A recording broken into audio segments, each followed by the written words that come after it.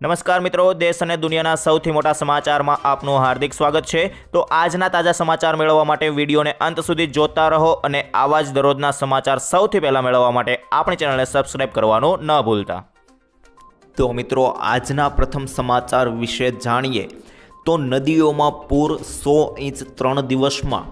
જી હા મિત્રો, રાજ્યમાં shear zone, offshore trough, well marked low pressure અને સાયક્લોનિક સર્ક્યુલેશન જેવી સિસ્ટમ સક્રિય થવાને કારણે વરસાદની તીવ્રતામાં વધારો થયો છે।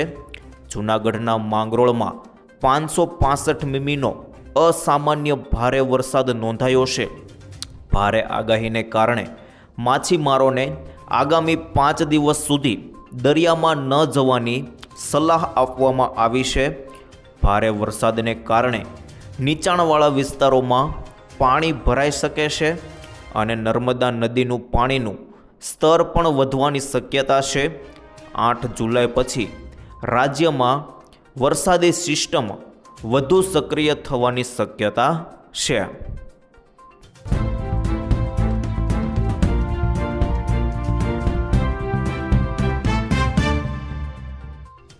ત્યારબાદ આગળ જોઈએ તો ખેડૂતોની જીત, આંદોલન સફળ।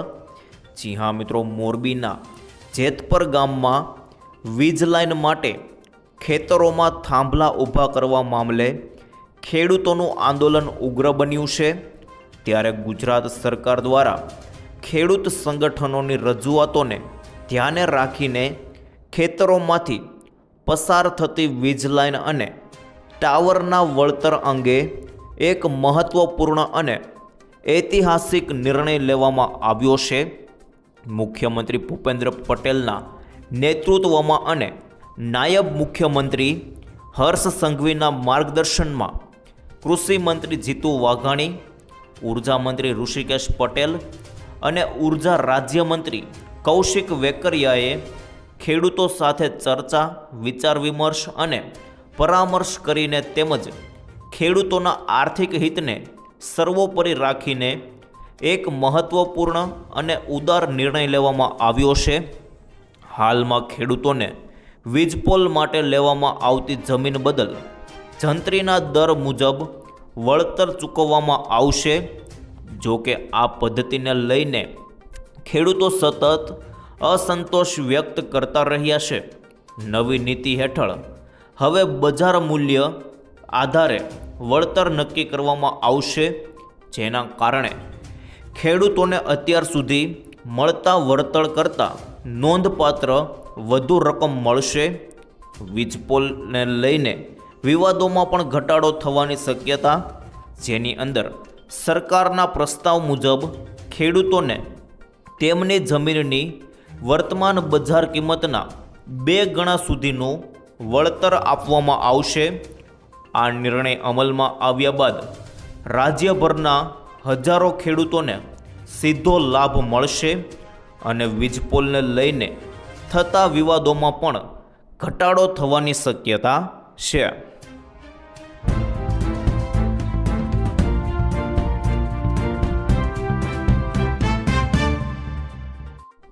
ત્યારબાદ આગળ જોઈએ તો મફત સહાય બંધ થવી જોઈએ કે નહીં, ખાસ જોઈ લેજો। સુપ્રીમ કોર્ટે ચૂંટણી પહેલાં મફત યોજનાઓ પર ભારે નારાજગી વ્યક્ત કરી છે। સુપ્રીમ કોર્ટ કહે છે કે મફતના કારણે લોકો કામ કરવા તૈયાર નથી। બુધવારે શહેરી વિસ્તારોમાં બેઘર લોકો સંબંધિત કેસની સુનાવણી કોર્ટમાં ચાલી રહી હતી। હાલમાં આ મામલાની સુનાવણી 6 અઠવાડિયા માટે મુલતવી રાખવામાં આવી છે। જસ્ટિસ ગવઈએ કહ્યું, દુર્ભાગ્યવશ આ મફત સુવિધાઓને કારણે લોકો કામ કરવા તૈયાર નથી। તેમને મફત રાશન મળી રહ્યું છે, તેમને કોઈ કામ કર્યા વિના પૈસા પણ મળી રહ્યા છે।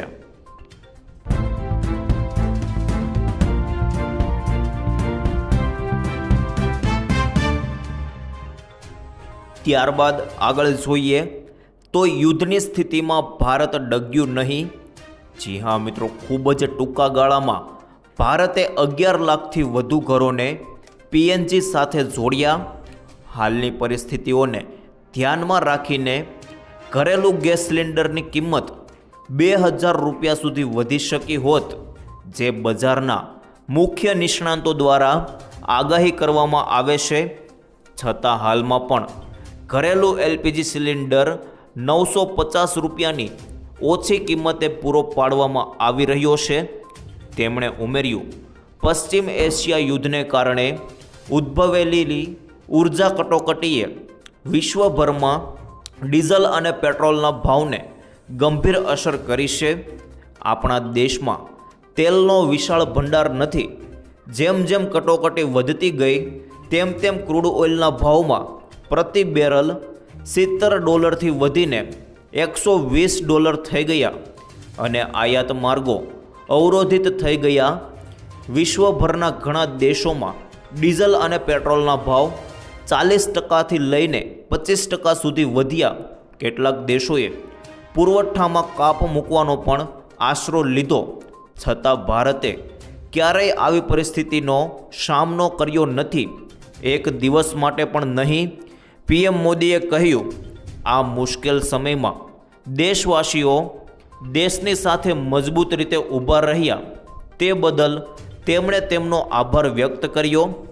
જે રીતે દેશવાસીઓએ અફવાઓ, ભય અને મૂંઝવણ ફેલાવનારોની સામનો કર્યો, તેમણે દેશમાં અસ્થિરતા પેદા કરવાના કાવતરાઓને નિષ્ફળ બનાવ્યા. દેશ એ જ વિશ્વાસના બળ પર આગળ વધ્યો છે.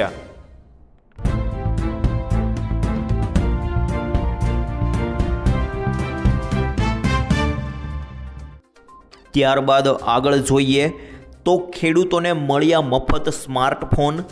જી હા મિત્રો, રાજ્ય સરકાર દ્વારા સ્માર્ટફોન સહાય માટે આઈ ખેડૂત પોર્ટલ 18 જૂનથી 23 જૂન સુધી લાભાર્થી માટે અરજી માટેની અવધિ હતી.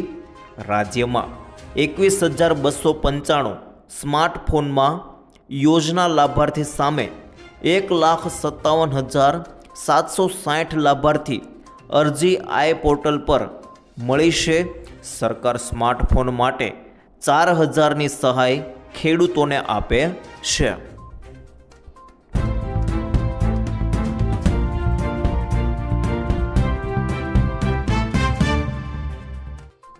ત્યારબાદ આગળ જાણીએ તો ગરીબોને મળશે 10,000 રૂપિયા ભેટ. જી હા મિત્રો, તમે જાણો છો, જો તમારા બેંક ખાતામાં બેલેન્સ 0 હોય તો પણ તમે પૈસા ઉપાડી શકો છો. હા મિત્રો, આ શક્ય છે. પ્રધાનમંત્રી જનધન યોજના હેઠળ ખોલવામાં આવેલા ખાતા ધારકો 10,000 રૂપિયા સુધીની ઓવરડ્રાફ્ટ સુવિધાનો લાભ મેળવી શકે છે. આ સુવિધા ખાસ કરીને આકસ્મિક અથવા કટોકટીના ખર્ચાઓ માટે અત્યંત ઉપયોગી છે. હવે મિત્રો, તમને એવું થતું હશે કે ઓવરડ્રાફ્ટ એટલે શું? તો મિત્રો, ઓવરડ્રાફ્ટ એટલે કે જો તમારા ખાતામાં પૈસા ન હોય અથવા બેલેન્સ 0 હોય તો પણ તમે બેંકમાંથી એક નિશ્ચિત રકમ ઉપાડી શકો છો.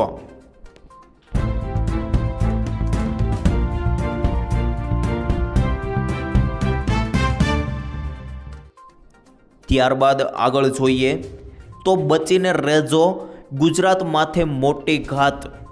જી હા મિત્રો, આ વાવાઝોડા જેવા માહોલમાં લોકોને સાવચેત રહેવા માટે અપીલ કરવામાં આવી છે. કયા કયા જિલ્લાઓમાં રેડ એલર્ટ આપવામાં આવ્યું છે તેને લઈને વાત કરીએ તો મિત્રો, આજે 5 મોટી વરસાદી સિસ્ટમ એક સાથે સક્રિય થતાં હવામાન વિભાગે અલગ અલગ જિલ્લાઓ માટે એલર્ટ જાહેર કર્યું છે. સુરત, નર્મદા, ડાંગ, નવસારી, વલસાડ, તાપી તેમજ સૌરાષ્ટ્રના જૂનાગઢ, અમરેલી, ગીર સોમનાથ અને દીવ દમણમાં અત્યંત ભારે વરસાદની સંભાવના છે. આ ઉપરાંત અરવલ્લી, દાહોદ, મહીસાગર, વડોદરા, છોટાઉદેપુર, રાજકોટ, પોરબંદર અને ભાવનગરમાં અતિ ભારે વરસાદ પડી શકે છે. સાબરકાંઠા, ખેડા, આણંદ, પંચમહાલ, દ્વારકા અને બોટાદમાં પણ ભારે વરસાદની ચેતવણી આપવામાં આવી છે. વરસાદની સાથે 40થી 50 કિલોમીટરની ઝડપે તોફાની પવન ફૂંકાશે અને ગાજવીજ સાથે વીજળી પડવાની પણ શક્યતા છે.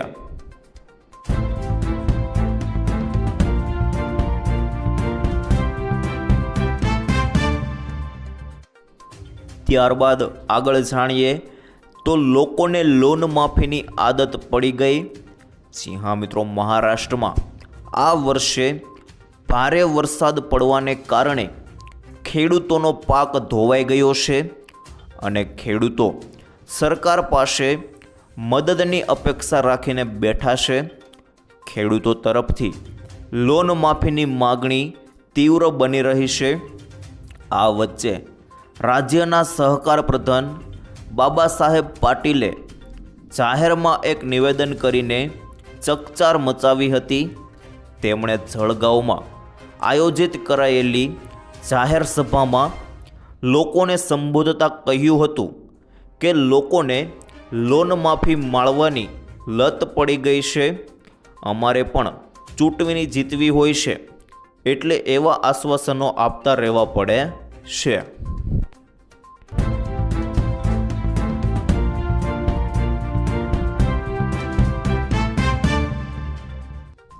ત્યારબાદ આગળ જોઈએ તો શા માટે લોકો લોનમાં ફસાયા. ખાસ કરીને જોઈ લેશો મિત્રો, બદલાયેલ સમયમાં ભારતમાં પણ લોકોની લાઈફસ્ટાઈલમાં બદલાવ આવ્યો છે. આજે મિડલ ક્લાસને પણ લેવિશ લાઈફ જોઈએ છે. એક તરફ મોંઘવારી છે, પરંતુ મોંઘવારી સાથે જ વધતા ખર્ચ પણ એટલા જ જવાબદાર છે. અને વળી લોકોને પહોંચ બહારની દરેક ચીજ વસ્તુ માટે લોન અવેલેબલ છે અને તેથી જ લોકો વગર વિચારે શિક્ષણથી લઈને ફર્નિચર જેવી ચીજ વસ્તુઓ માટે પણ લોન ખરીદવા માટે તૈયાર છે. ત્યારે લગભગ 27% લોકો જૂની લોન ચૂકવવા માટે નવી લોન લઈ રહ્યા છે. અને સ્થિતિ એવી છે કે કેટલાક પરિવારો પોતાના બાળકોને શિક્ષણમાંથી પાછી ખેંચી લેવા સુધી પહોંચી ગયા છે.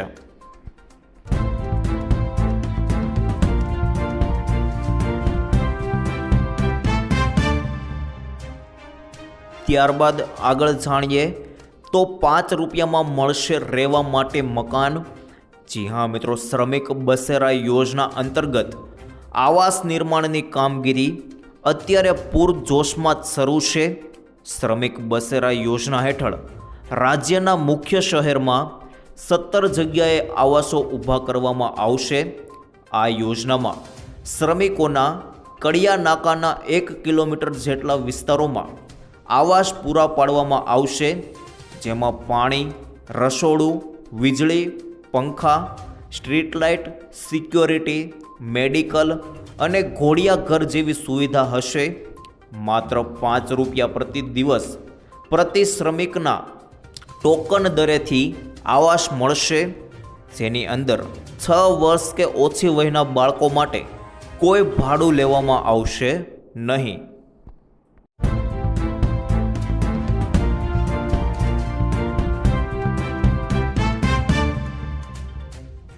ત્યારબાદ આગળ જોઈએ તો 3 મહિનાનું રિચાર્જ મફત. સાચું કે ખોટું? ખાસ જોઈ લેજો મિત્રો. સોશિયલ મીડિયા પર અવારનવાર કેટલાક મેસેજ અને વિડીયો વાયરલ થતા હોય છે, જેમાંથી કેટલાક ભ્રામક હોય છે. હાલ વોટ્સએપ પર આવો જ એક મેસેજ વાયરલ થઈ રહ્યો છે, જેમાં PM મોદી 3 મહિનાનું રિચાર્જ ફ્રી આપી રહ્યા હોવાનો દાવો કરવામાં આવ્યો છે. જો કે આ દાવો ખોટો છે. PIBએ આવા મેસેજને લઈને સમયાંતર લોકોને એલર્ટ આપતું રહે છે. PIBએ સોશિયલ મીડિયા એક્સ પર આ પોસ્ટને ફેક ગણાવી છે. પોસ્ટમાં લખવામાં આવ્યું છે કે આ દાવો ફેક છે અને હાલ સરકાર આવી કોઈ સ્કીમ ચલાવી રહી નથી.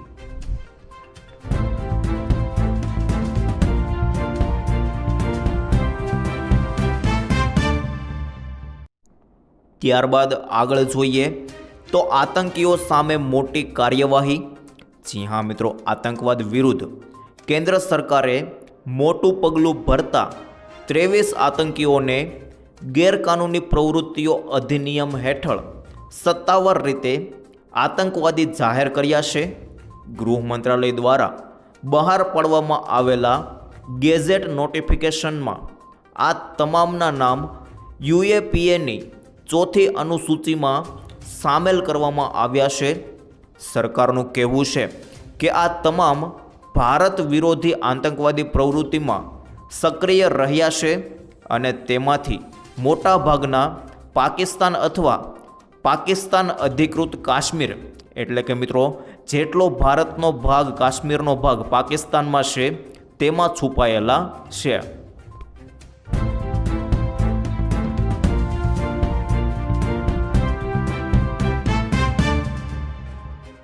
ત્યાર પછી આગળ જોઈએ તો આધાર કાર્ડમાં નવા નિયમો જાણો. જી હા મિત્રો, યુઆઈડીએઆઈ અનુસાર આધાર કાર્ડ ધારક તેના જીવનકાળમાં માત્ર 2 વાર જ તેના આધાર ડેટામાં તેનું નામ બદલી શકે છે. કોઈપણ વ્યક્તિ તેના આધાર કાર્ડમાં માત્ર 1 જ વાર જન્મ તારીખ અપડેટ કરાવી શકે છે. આધાર કાર્ડમાં માત્ર 1 જ વાર તમે જાતિ અપડેટ કરી શકો છો. બીજી તરફ આધાર કાર્ડમાં રહેઠાણનું સરનામું અપડેટ કરવા માટે કોઈ પણ પ્રકારની મર્યાદા નથી. કોઈ પણ વ્યક્તિએ જો આધાર કાર્ડમાં ફોટો અપડેટ કરવો હોય તો તેના માટે પણ કોઈ મર્યાદા નથી.